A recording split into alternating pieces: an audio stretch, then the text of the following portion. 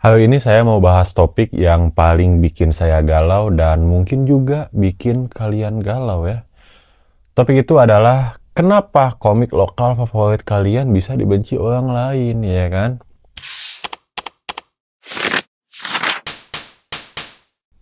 Nah, pernah gak sih kalian baca komik lokal yang menurut kalian epic, masterpiece, bagus banget, mampus, anu saya nanti pusat pokok namanya kan?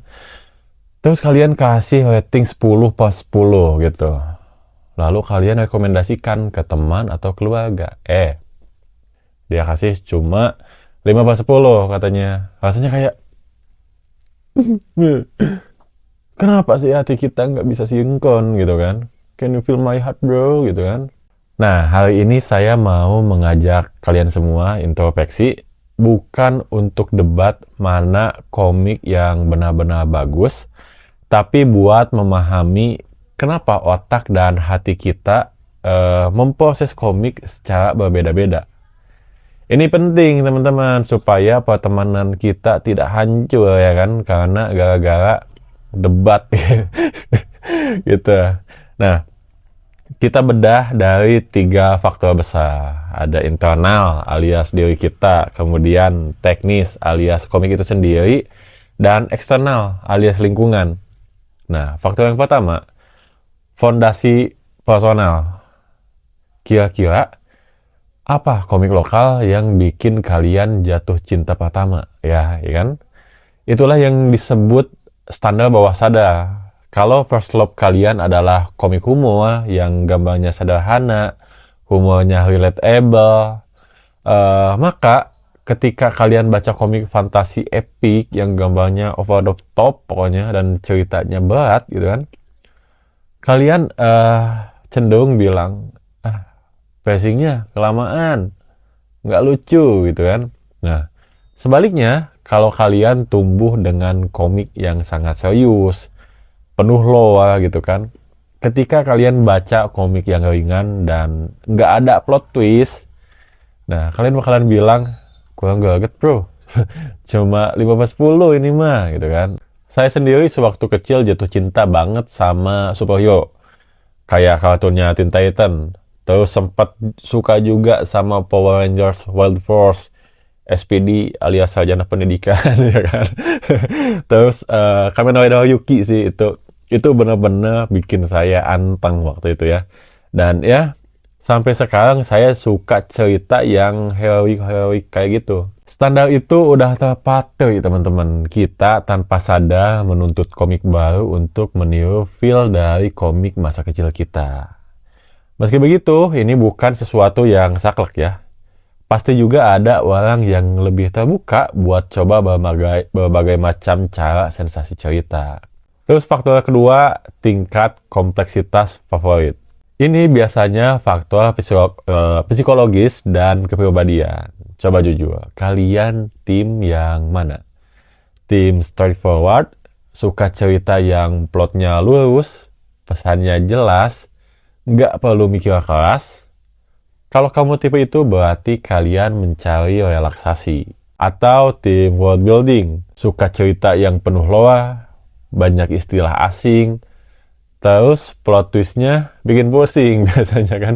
Nah, berarti kalian senang mencari tantangan mental. Nah, kalau saya, kadang saya suka cerita yang kayaknya normal-normal aja sih. Nggak terlalu berat, nggak terlalu ringan juga. Tapi kalau lagi capek gitu kan, pulang kerja gitu kan, kayaknya saya butuh komik yang bahkan nggak perlu baca dialognya. Ceritanya udah ketebak duluan. Anjay, cenayang nggak tuh? Nah, jadi penilaian kita tergantung fleksibilitas mood kita ya. Tapi sebagian besar orang punya preferensi tetap. Dan inilah yang membuat komik dengan world building gila bisa dapat 10 per 10 dari tim A, tim yang kompleks gitu ya. Tapi cuma dapat 3 per 10 dari si B yang tim straightforward gitu. Nah, kemudian faktor yang ketiga itu latar belakang hidup. Ini adalah kacamata penilaian kita, teman-teman.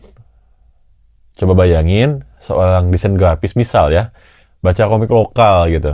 Dia fokusnya mungkin bukan ke alur cerita, tapi ke kualitas lettering mungkin, paneling gitu, atau keselasian warna ya.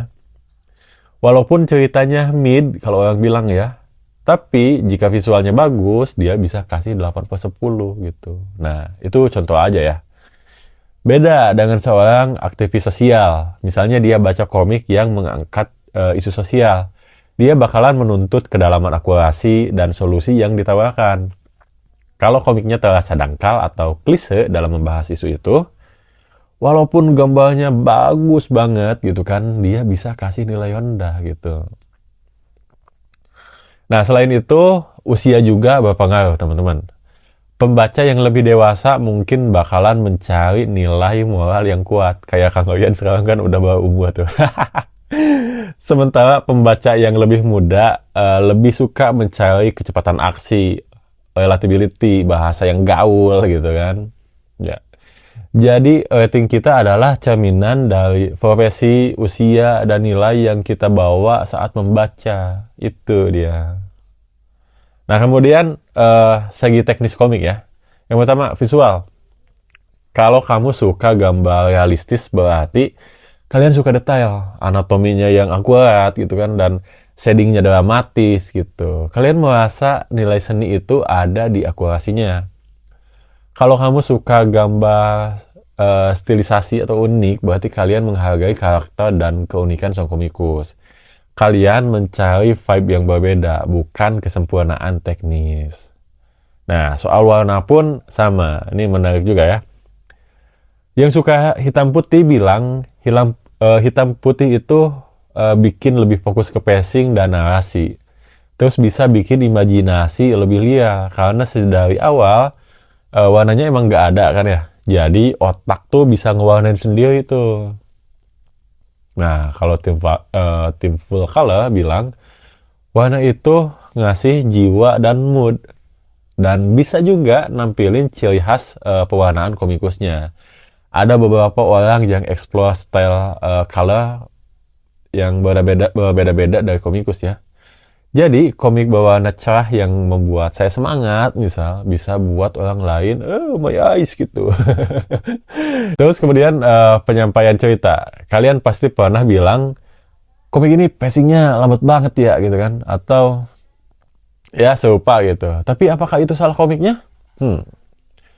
Orang yang suka drama atau slice of life menghargai pacing lambat biasanya. Mereka mau menikmati setiap momen dan setiap dialog mendalam.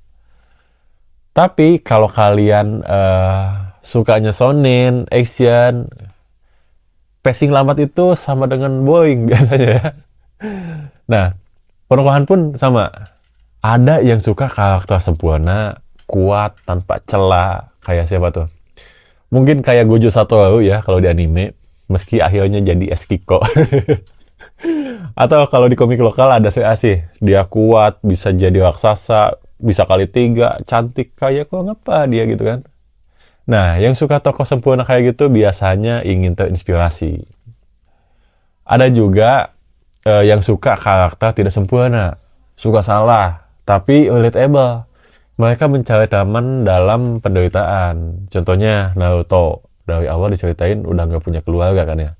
Yang lain seumur gitu udah bisa bunshin gitu ya. Dia belum bisa gitu. Nah, kalau di komik lokal mungkin ada Rudra ya dari komik gitu. Ingatannya kadang hilang gitu kan. Terus diputusin pacarnya, miskin pula, aduh. Tapi itu jauh terasa relatable dengan kehidupan kita. Jadi kita bisa merasa lebih bersimpati dengan karakternya.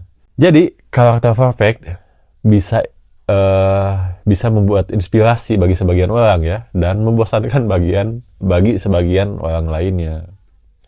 Nah, terus faktor eksternal. Yang pertama, hype. Kalian dapat rekomendasi dari akun reviewer komik yang tampan di Indonesia gitu kan, yaitu Jagologi.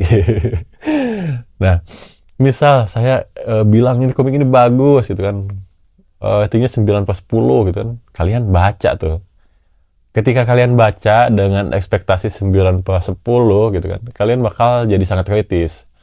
Kalau ketemu satu aja kesalahan kecil, kalian bakalan bilang, Jagologi mah bohong gitu kan. Ini mah 7/10 doang. Ya, itu namanya ekspektasi terlalu tinggi. Nah, meski saya jarang juga ya kasih rating dan selama review saya berusaha objektif, saya jelasin apa yang saya temukan di komik tersebut. Jadi informasi yang kalian dapatkan bukan seberapa saya suka sama komiknya gitu kan. Tapi hal apa yang saya notice ada di komik itu. Gitu, Bapak. Yang kedua, contrarian effect. Komik yang terlalu viral dan dipuji-puji di mana-mana malah bisa memicu beberapa orang untuk sengaja nggak suka gitu. Bukan karena komiknya jelek, tapi karena mereka sebal dengan keramaian hype-nya. Makanya muncullah istilah overrated ya. Tapi ini biasanya saya lihat di film ya, bukan di komik. Yang ketiga, standar industri. Nah, ini yang paling sensitif. Semoga saya bisa ngomong jelas ya, biar nggak kena bully. Nah, ini dilema terbesar komik lokal. Kita sering membandingkan komik lokal dengan manga ya, atau manhwa gitu, yang sudah berjalan mungkin ribuan chapter dan didukung oleh industri raksasa. Kadang saya suka heran kalau ada orang bandingin komik lokal dengan komik Jepang, kayak wait gitu kan, sama meski sama-sama bentuknya komik gitu ya, tapi industrinya itu jauh beda, bro. Jadi ada dua jenis orang, tim pendukung penuh gitu kan, fokus pada semangat lokal, ide segar, dan budaya yang relatable. Mereka membawa toleransi terhadap kekurangan teknis biasanya. Ya, contohnya mungkin saya ya. Saya tiap beli komik lokal kadang-kadang cenderung gambling, ini seru atau enggak ya, gitu kan. Nah, dan ada satu fakta lucu, teman-teman. Mungkin kalian memutuskan beli komik lokal karena nonton video review dari Jagologi gitu kan. Atau ya review lainnya, ngobrol, sudut koma, sudut komik, podcast komik Indo, jagoan kancil, kalibrasi komik, dan lain-lain ya, yang gak bisa saya sebutin semuanya. Tapi kalian tahu nggak review komik lokal itu tahu info komiknya dari mana? Makanya reviewer kadang harus jadi yang pertama beli. Nggak selalu sih, tapi sering terjadi. Dan itu juga yang bikin saya sekarang jadi lebih pemilih kalau beli komik ya. Oh ya, kepanjangan ya. Lanjut ke tipe orang kedua tadi. Tim penuntut kualitas global gitu kan. Nah, mereka menuntut kualitas gambar dan pacing yang setara komik luar negeri gitu. Kalau enggak, nilainya pasti jauh menurutnya gitu.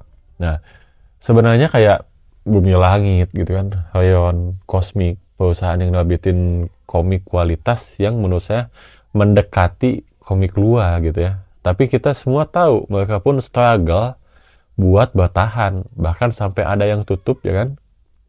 Sebab itu buat bertahan di komik lokal.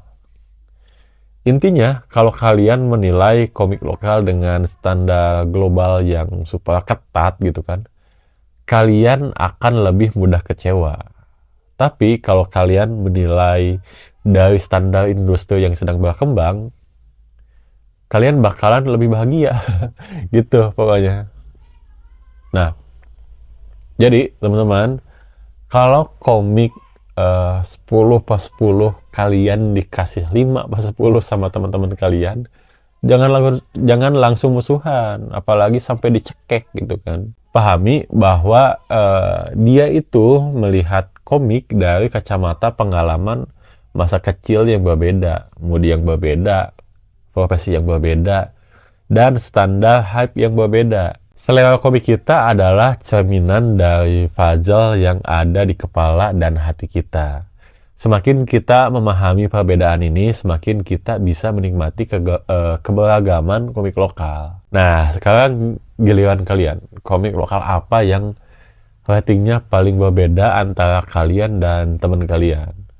Dan faktor mana yang paling mempengaruhi perbedaan itu? Coba komen di bawah ya, teman-teman. Jangan lupa like video ini kalau suka ya. Tapi yang pasti mah subscribe dulu lah. Biar gak ketinggalan info tentang komik lokal. Sampai jumpa di video berikutnya. Dadah!